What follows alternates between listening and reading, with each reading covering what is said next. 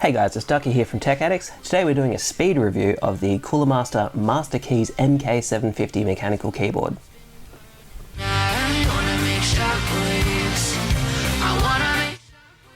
The build quality of this guy is brilliant. It has a magnetic detachable wrist rest that is squishy and ultra comfy, although the magnets aren't super strong.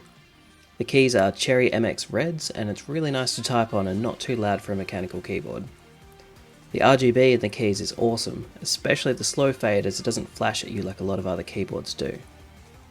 The software has a heap of cool effects you can do, though you don't really even need the software, as most of the settings you can control from the keyboard itself using the function keys.